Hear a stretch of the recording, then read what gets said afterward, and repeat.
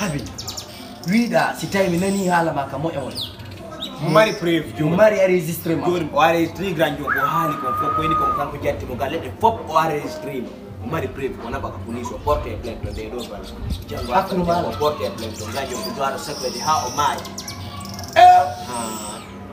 awa go wallahi subhanallah no metti billahi sami diga tan no sugu be yimbe do il faut les no a waɗi ha mi seytinira lekitino ayeyi c'est pas mal il faut rentrer merci Nani merci vraiment et Allah Akbar papa qu'est-ce que je veux faire maintenant là qu'est-ce que je dois faire mais dan puccu dan hollande e dan dobino puccu e dan hollande moccoba bi nata bebe na lobi en famodire ko min te Ismaila mo labe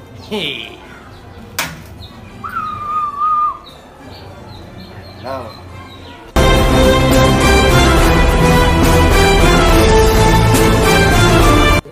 ina mado fenan tam sa jokki susiyagol billahi wallahi ara ya sonje woni horema wallahi ara ya sonje woni horema joni da jogi preuve piji din foko borno e sadde gon safiya e ndiki mo da ya portnamo plainte sans problème e moya ana fi président non ko forcé non ko forcé be o ya me da jodi da fanki da jodi da souci da stress itu ben ala min ko mi way ko waaje gol ma min tawna joga ki preuve ko non ani nay no quoi dara min do preuve me da jogi preuve kon watas na yo portnamo plainte preuve on kan nini suko Ismaila mo mari jawdi buri la mari buri la ko mari jawdi nini jama wadani ni lagini do sari yam ko buri joki afam an boss joy sa ko de mabbo yeyi ya hebata goma c'est pourquoi mais hino do enen do se walide dabbi do goto mo andude way en heba es ko weldijo to ngara don sen halni on do expliquer mo dana fiara na yo jone mbudi ko wallute ko yo ko har ko yo wallito en to billahi ya porte na me plainte ko mari mbudi bo sa holli be preuve kini kam tigi be tawai way non ko mari mbudi wara ko non tigi de ya pas fichi do ko gonga mago yi parce que mi yeno mi honno hande mi yami da ya sanjon afami men dara quoi on est quand même billahi billahi de bourgeoisie man ma que la monsieur ko Ismaila mo la ni langi utugo do fait quoi goddo il y a jattama pas ce que j'ai pas fait goddo jattama jawdi heba preuve angina da décourager bro hey man mi son jike woni petit mi son jike mo da o me ko bodi sattude ko handi kan kan der téléphone ma acci won gol souci o de mande yo portna plainte ndara konto kadi ko di ko yalti mi sikki preuve ni do ka ala goddo ngo yo portna plainte immode ye e fop me ngi ya immode ye min ko dum ne ko mi anama min joni mi yo ni ok ani ni dande yo mo décourage si subhanallah Monsieur Ismail, oui, je m'excuse d'abord très fort pour vous avoir déplacé juste au salon ici. Donc, Anata, oui, quand on y a donc, quand il y a un plaignant, on essaie d'abord de régler à l'amiable. Donc, la dernière fois, vous avez été au bureau, mais nous, certes, ce qui est plus nécessaire, c'est parce que en tant que woli wota min ko mi innata no wela mi hande mo angon ko mi sortata odo sifanike la donc yimbe si weddi be habay ko habu be wo kadi andindir ko andindir be wo kadi wadindirta kono accu hakke ala ko ronki donc du coup déjà vu goddo si wadama wi mi do mari preuve tandi quand on mène un avocat, il y a ce qu'on appelle l'aveu. L'aveu, c'est la reine des preuves. Oui. Donc, en matière, que ce soit en procédure pénale ou WONAO, donc, comme il y a tout le monde qui donc, comme il fait là, chacun va faire valoir ses preuves. Après, on va voir ce qui est de droit. Ok, c'est pas mal. Johnny, aduna kusabula kusab. Si tawma hande na golle mon den minen woni yawre kono onon minata ko yawre parce que ko golle na kono odo o falla yawa d'accord yegite andi ɗon ɓe yinnayi won dan puccudan hollade dan dogino puccu e nder hollade ha hande mocco ko ɓinnataɓe ɓene ɓurɗi ka prévu ji makko ɗin mo mari prévu yo holle awa tawa c'est la première des choses. awa monsieur Anata question réponse preuve ji maɗi yalti ok bon déjà mila mari preuve taw ko lannata parce que kanko tigi mo andi sa yimo haalde ɗo fa lakkori parce que saria ko mari gole ɗum hewtina saria ko hetta walla ma ɗum hewtata par ce que mo andi min guerdi mo andi na hande mi duuɓi buy feƴƴi simi lam muñi min lan enregistre mo parce que mi darim tawi ala yo ko mbi ɗumano lan enregistre mo komo économie fo visa o o kanko jogitimo galli an nden place janni fop o kanko jogiti inde papier ji an suum ɗum kanko modifie inde ande waɗi inde makko par ce que jonnumo galle min yo wonu mo faami mo par après mo change dossier yimɓe fof mo waɗa inde makko mi aɗa hettogo galle ɗe go ko galle makko min ɗum fof haɗa sifadinen que là tu sais aujourd'hui phase mo wonnen ɗo voilà ko phase finale ni la wawi ɗo tontingol voix makko waɗu jentinalam nous sommes prêts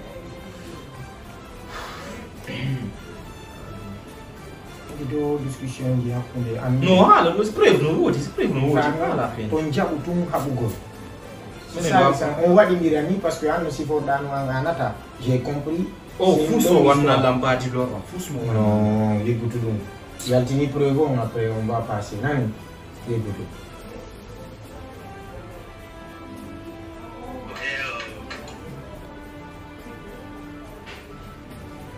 sugudu ngareno may dossier on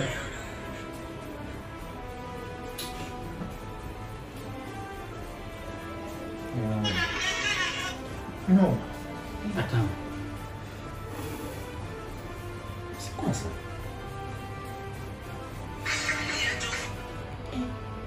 Attends. Mon frère, Anata. Ma patience a des limites. Bientôt. Fais sortir ta preuve. Koudou Milandi. Quoi au dossier? Non. Oui, allez justement. Et puis attendez, mais Miwaira, nous sommes là à écouter la chanson de je comprends. Petit Héros, etc. La Masaïf. Non, qu'on preuve une là. La musique qui on a inventé, les gars. Elle t'impreuve mal après femme. Anata. Eh, aïe, dossier vite. Anata, montre-moi la preuve. Ok, attendez, c'est peu. Je veux une vidéo de la part de toi. Tu n'as pas ces preuves? Là, Mikoko Wadado, c'est un crime, ça. Hein? Ça, c'est une tentative d'accusation. Non! Non! Qu'est-ce que tu n'as pas raconté au bureau? Qu'on on a dans la bureau? Hein? Aya, tu as vu dans ce monsieur-là? Oh non, Jack tout ma galle. Nous va dire, hein? Écoute, regardez. Moi, je ne fais pas de la comédie. Tu me fais perdre mon temps. Non. Mon inspecteur. Non, mais comme il parle là, s'il vous plaît, je demande d'abord c'est que toutes les excuses qu'il faut. Il y a Fanela. Mais le tour indien n'est pas. Parce que aujourd'hui, moi, je te considère comme un frère. Mais, je suis dessus de toi. Et Kadi, non. Et Kadi, tu as prémédité à Kambanine. Tu la fermes quand je te parle. Mon frère, je m'excuse. Si à Fokiti, moi je vous laisse. Matin, midi, soir. Soyez les bienvenus. Je m'excuse très fort pour tout ce qui est arrivé. Nani? Merci vraiment. Elle là. Minko doi mi wadi. Kodoi. Yala wolo de goi. Kodoi mi wadi. Iti. Kodoi mi wadi. Iwola nini? Min. Kodoi mi wadi. Nafahamu tena. Ai doi. Kodoi tunta wata doi. Ko hakkil woni maafe ɓandu nafamude si a jiiɓi goɗɗum soit ko a yarata ma ko goɗɗo goo yarata mais ko be goɗɗo yara yewtotoma goɗɗo ko a bobo yeeso a nafamude ka ƴettitirɗe wo ka bobo yeeso ma mi rappelete ɗo jour hiɗa anditi ñande tawnoɗa lan kawya gorejo an ka santiye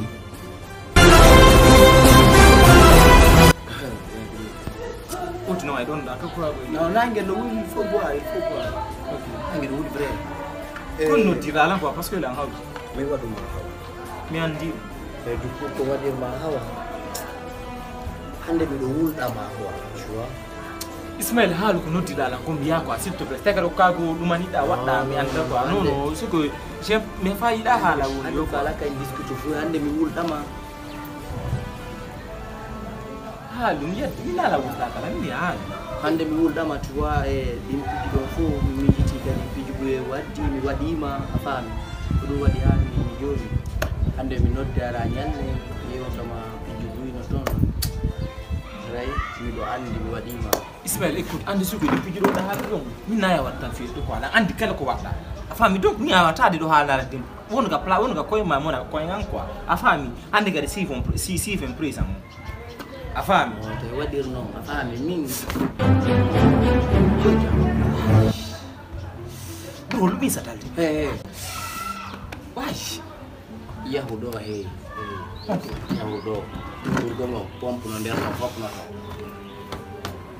no der to wala